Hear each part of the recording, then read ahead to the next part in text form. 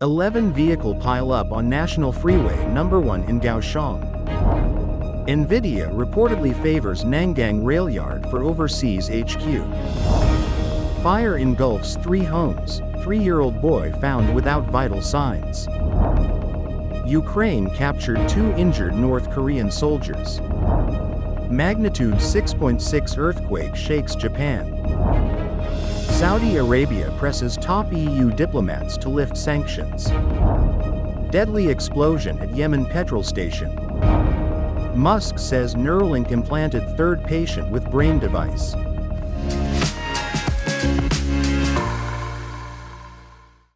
Hello, I'm Wade Lee. Thank you for joining us on Funday News. It is Tuesday, January 14th, and here are your top stories.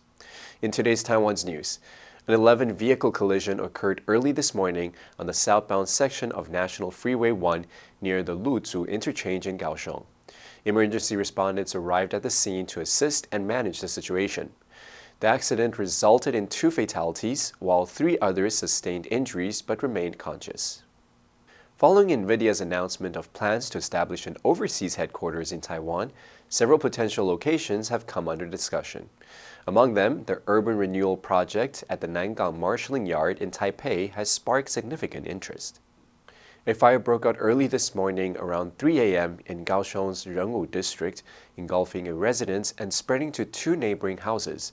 A 3-year-old boy was trapped on the 2nd floor and was later rescued but showed no vital signs.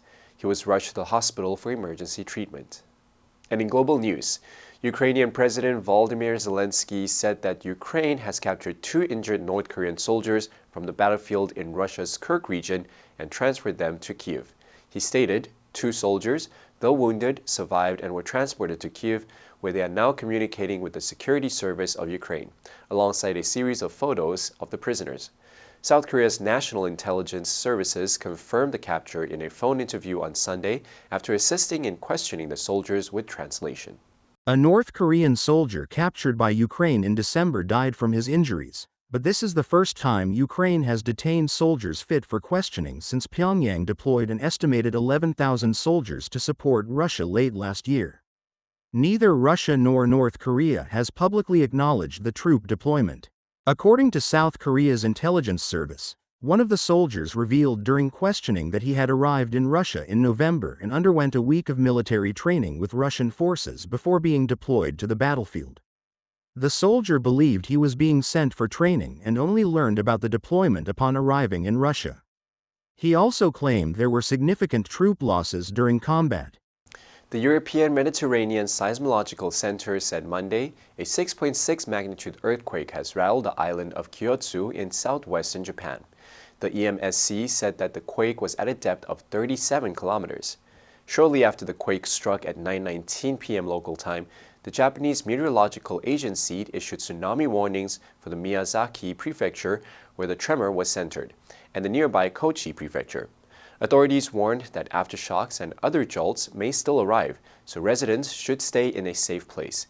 Residents were cautioned to be wary of broken glass or other debris. Officials said significant damage has not yet been reported, and there have been no abnormalities in the radiation levels or operations in regional nuclear power plants. The agency said tsunami waves have already reached these prefectural coasts, with an estimated maximum height of 3.2 feet. The extent of damage has not yet been determined. Japan is located along the Ring of Fire, an arc of volcanoes and fault lines in the Pacific Basin that make it a frequent target for earthquakes and seismic activity. Last August, Japan's meteorological agency warned that the country was at an increased risk of a major, once-in-a-century megaquake. Worst-case scenarios predict that a wall of water potentially 100 feet high could strike along the Japanese coast, leaving more than 300,000 people dead.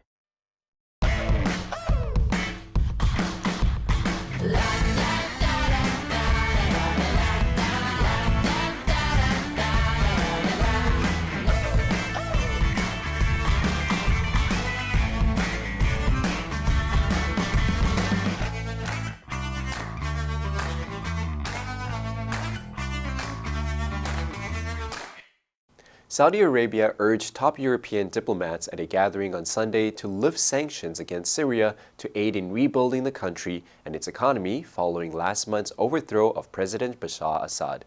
European and Middle Eastern diplomats met in Saudi's capital to discuss Syria's future. The U.S. and European countries have expressed cautions regarding the Islamic roots of Syria's new rulers, the former insurgent who ousted Assad, and have stated that lifting sanctions depends on the progress of the political transition. The interim government, led by the former rebels, has pledged to transition to a pluralistic, open system. It is seeking international support as the country works to recover from nearly 14 years of civil war that killed an estimated 500,000 people and displaced half of the pre-war population of 23 million.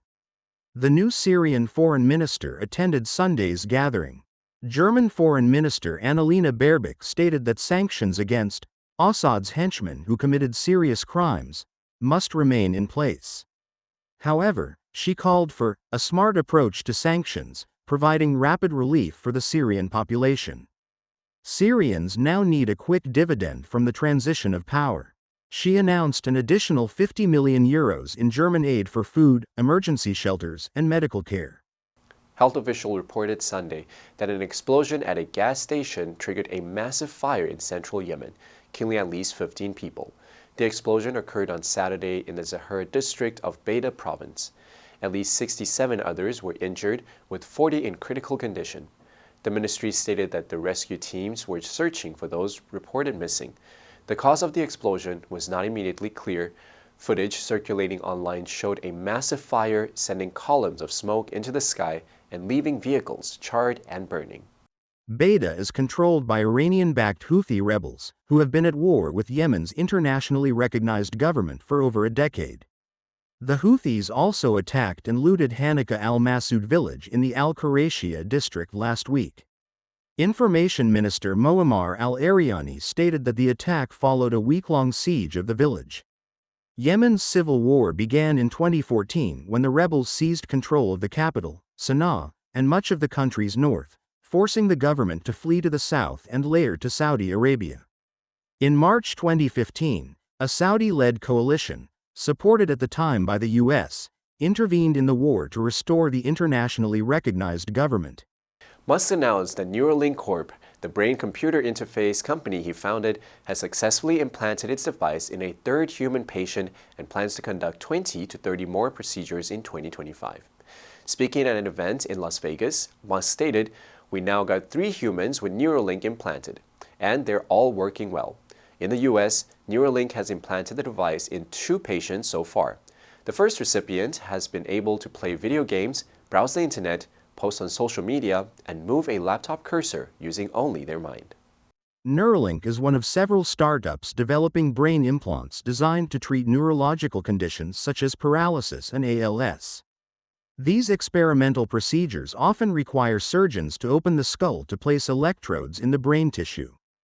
The company currently has 2 studies registered with the U.S. Food and Drug Administration, FDA. The PRIME study, involving up to 5 patients, focuses on enabling paralyzed individuals to control external devices like computers or smartphones using their thoughts. Another study, called Convoy, targets 3 patients and aims to help them operate devices such as assistive robotic arms. Neuralink uses a surgical robot to implant a brain-computer interface, BCI, into the part of the brain that controls movement and tension. The answer for yesterday was B, embankment. The workers built a strong embankment to prevent the river from flooding the nearby village. Did you answer correctly? Now let's delve into today's news. Saudi Arabia presses top EU diplomat to lift sanctions. Number 1, urge, 敦促. Lawyers will urge the parents to take further legal action. Number 2, overthrow, 推翻打倒. The overthrow of the monarch. Number 3, ousted, 赶下台淘汰. Police are trying to oust drug dealers from the city. Next, we have a multiple choice question for everyone to practice. Which answer would you choose? You can write your answer in the comments section. The correct answer will be announced tomorrow. And that's all for today's Funday News. Be sure to tune in to Funday News from Monday to Friday and click the link below to join Funday for free. I'm Wei Li, your host. I'll see you next time.